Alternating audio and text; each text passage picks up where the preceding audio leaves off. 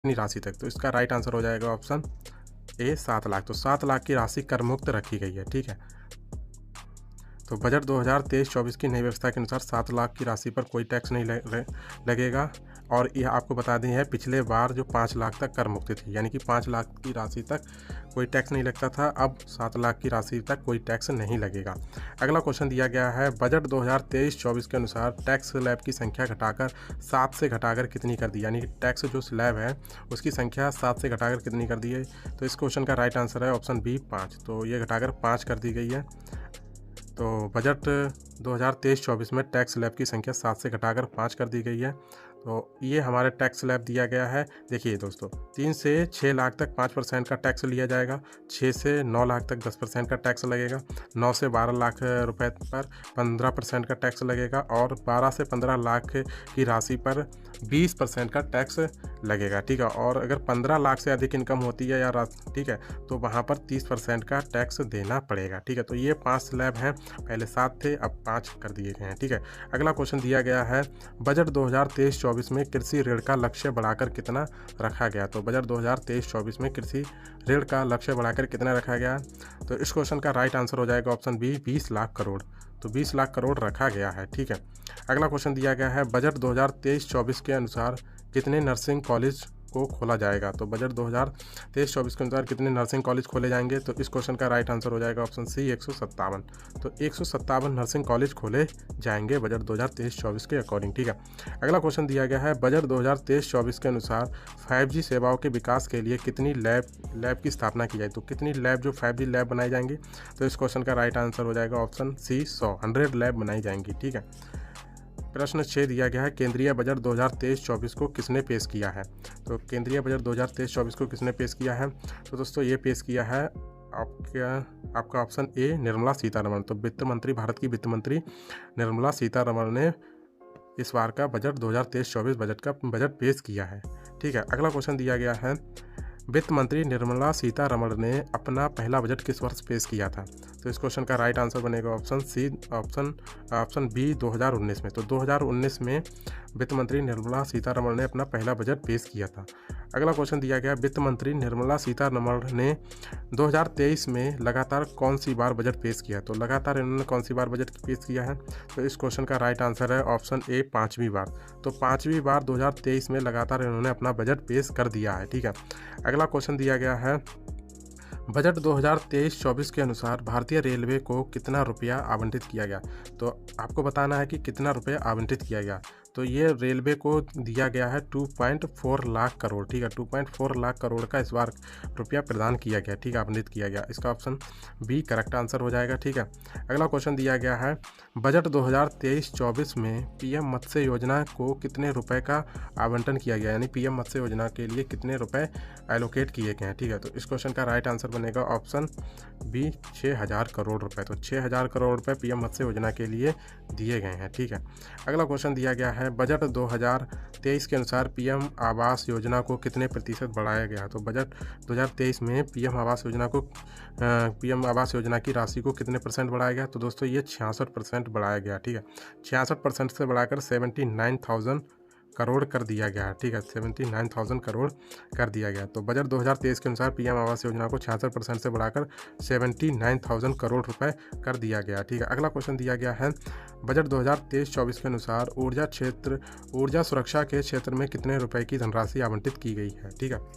तो इस क्वेश्चन का राइट आंसर हो जाएगा ऑप्शन बी 35,000 करोड़ रुपए। तो ऊर्जा सुरक्षा के क्षेत्र में 35,000 करोड़ रुपए की राशि प्रदान की गई है। अगला क्वेश्चन दिया गया है प्रधानमंत्री कौशल विकास योजना 4.0 यह पहल भारत में कितने इस पहल के तहत भारत में कितने स्किल इंडिया इंटरनेशनल सेंटर खोले जाएंगे। तो स्किल इंडिया इंटरनेशनल सेंटर कितने सेंटर खोले जाएंगे। तो इस क्वेश्चन का राइट आंसर हो जाएगा ऑप्शन बी 30 सेंटर खोले जाएंगे।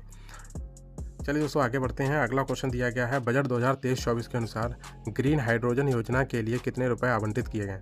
तो ग्रीन हाइड्रोजन योजना के लिए कितने रुपए आवंटित किए गए हैं। तो दोस्तों ये किए गए हैं 19,700 करोड़ रुपए। तो 19,700 करोड़ रुपए ग्रीन हाइड्रोजन योजना के लिए आवंटित किए गए। तो इस क्वेश्चन का ऑप्शन ए सही जवाब है।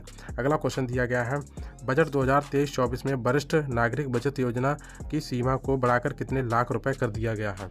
तो कितने लाख रुपए कर दिया गया है, तो ये कर दिया गया है दोस्तों 9 लाख रुपए, ठीक है।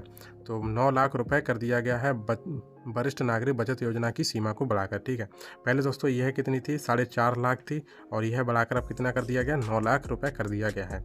अगला क्वेश्चन दिया गया है, कारीगरों व शिल्पकारों की मदद के लिए कौन सी योजना शुरू की गई है। तो कारीगरों व शिल्पकारों की मदद के लिए कौन सी योजना शुरू की गई है, तो इस क्वेश्चन का राइट आंसर बनेगा ऑप्शन सी, पीएम विश्वकर्मा कौशल सम्मान योजना। पीएम विश्वकर्मा कौशल सम्मान योजना, यह योजना शुरू की गई है, ठीक है, कारीगरों व शिल्पकारों की मदद करने के लिए।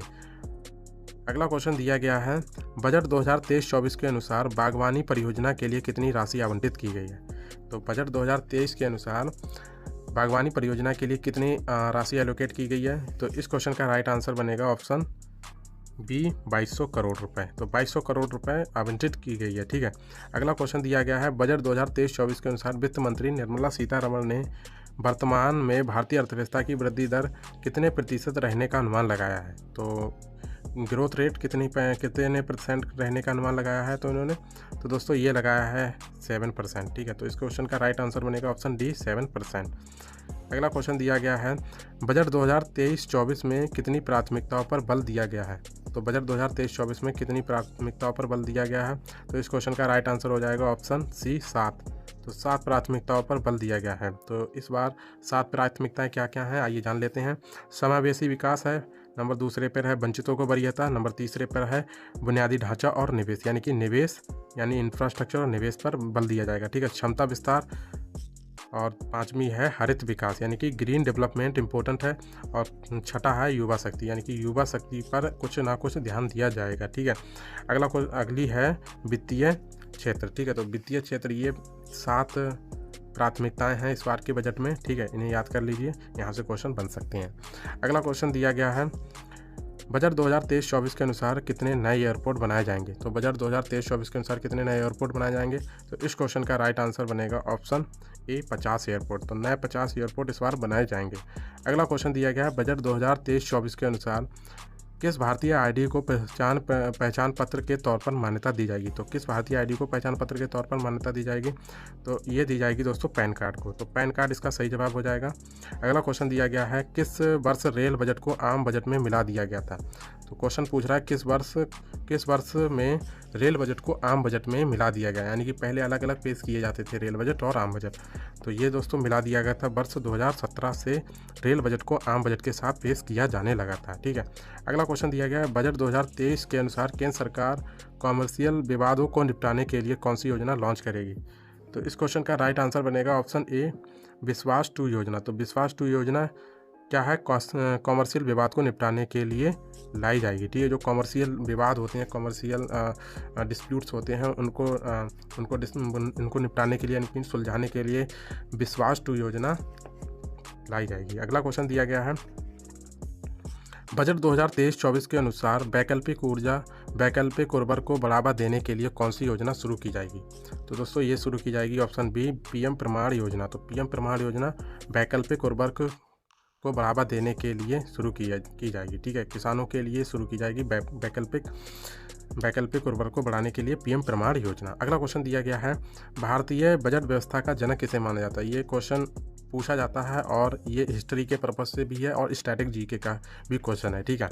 तो ये क्या है, भारतीय बजट व्यवस्था का जनक किसे माना जाता है, तो ये माना जाता है जेम्स विल्सन को, ठीक है। तो जेम्स विल्सन को भारतीय बजट व्यवस्था का जनक माना जाता है। जेम्स विल्सन को भारतीय बजट व्यवस्था का जनक माना जाता है। उन्होंने 18 जनवरी 1860 को भारत का पहला बजट पेश किया था।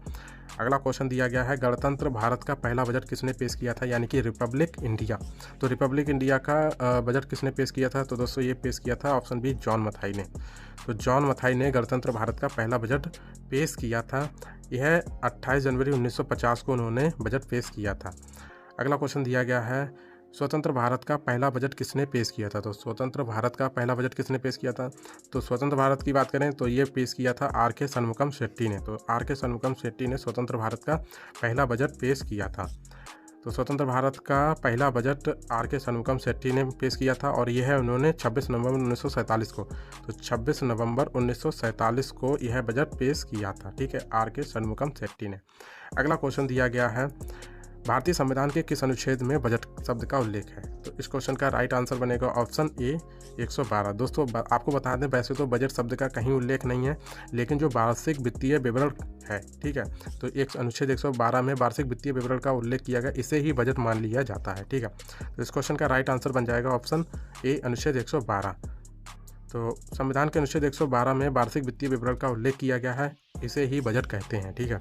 अगला क्वेश्चन दिया गया है, बजट शब्द से क्या तात्पर्य होता है? तो बजट शब्द का मीनिंग क्या होता है? तो इस क्वेश्चन का राइट आंसर हो जाएगा ऑप्शन बी चमड़े का थैला। तो बजट शब्द का मीनिंग होता है चमड़े का थैला से होता है। तो बजट शब्द से तात्पर्य चमड़े के थैला से होता है। अगला क्वेश्चन दिया गया है, भारत में 1 अप्रैल से 31 मार्च तक चलने वाले वित्त वर्ष की शुरुआत कब हुई थी? यानी कि 1 अप्रैल से 31 मार्च तक जो वित्त वर्ष हमारा चलता है वो कब से शुरू हुआ था? तो इस क्वेश्चन का राइट आंसर बनेगा ऑप्शन बी 1867 में। तो 1867 से ये व्यवस्था चली आ रही है, ठीक है। 1 अप्रैल से 31 मार्च का वित्त वर्ष हमारे यहाँ लगता है। अगला क्वेश्चन दिया गया है, 1948 और 49 के बजट में पहली बार अंतरिम शब्द का उल्लेख किसने किया था? तो अंतरिम शब्द का उल्लेख किसने किया था? तो ये किया था आर.के. षणमुगम शेट्टी ने। तो आर.के. षणमुगम शेट्टी ने अंतरिम बजट का उल्लेख किया था, यानी कि अंतरिम बजट पेश किया था।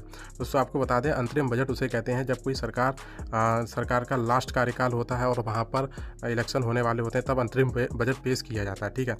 अगला क्वेश्चन दिया गया है, किस प्रधानमंत्री ने संसद में पहली बार बजट पेश किया था? तो किस प्रधानमंत्री ने संसद में पहली बार बजट पेश किया था? तो इस क्वेश्चन का राइट आंसर बनेगा ऑप्शन ए पंडित जवाहरलाल नेहरू। तो पंडित जवाहरलाल नेहरू ने संसद में पहली बार बजट पेश किया था, ठीक है, संसद में। अगला क्वेश्चन दिया गया है, भारत में किस वर्ष में पेपरलेस बजट आया था? तो पेपरलेस बजट किस वर्ष में आया था? तो ये आया था 2021 और 22 में। तो 2021 और 22 का जो बजट था वो पेपरलेस बजट था, यानी डिजिटल बजट था, ठीक है।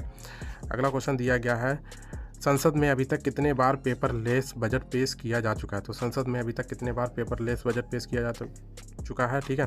तो इस क्वेश्चन का राइट आंसर हो जाएगा ऑप्शन बी 3 बार।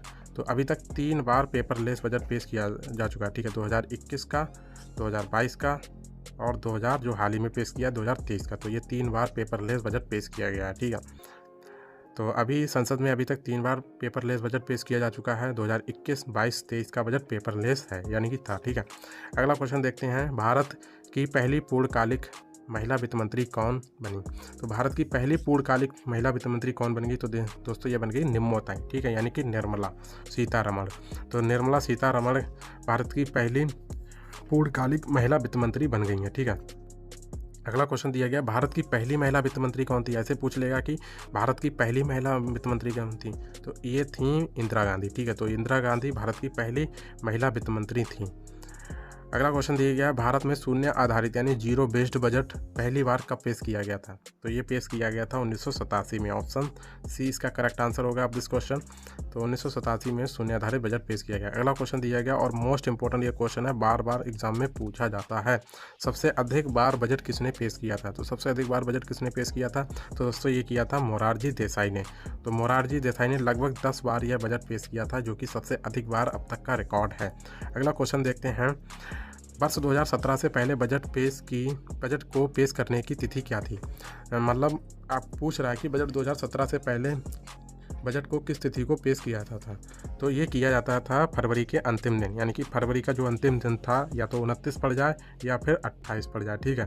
तो इन दोनों डेटों को मतलब पेश किया जाता था। अगर लीप ईयर है तो 29 होगा, अगर साधारण ईयर है तो 28 होगा, ठीक है। तो फरवरी के अंतिम दिन पेश किया जाता था।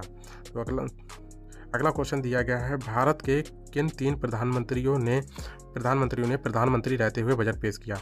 आपके ऑप्शन है जवाहरलाल नेहरू, मोरारजी देसाई, इंदिरा गांधी, उपयुक्त सभी। तो ये इन तीनों ने प्रधानमंत्री के पद पर रहते हुए भी बजट पेश किया था, ठीक है, किसी कारणवश। अगला क्वेश्चन दिया गया है, मोरारजी देसाई ने कुल कितनी बार बजट पेश किया गया? तो मोरारजी देसाई ने कुल कितनी बार बजट पेश किया था? तो इसका राइट आंसर हो जाएगा ऑप्शन ए 10 बार। तो कुल 10 बार इन्होंने बजट पेश किया था। चलिए दोस्तों, आपके क्वेश्चन समाप्त हुए हैं बजट के। दोस्तों वीडियो को लाइक, शेयर और चैनल को सब्सक्राइब कर लीजिए, सो दैट कि आपको नई वीडियो मिलती रहे। तब तक के लिए जय हिंद, वंदे मातरम, पढ़ते रहिए।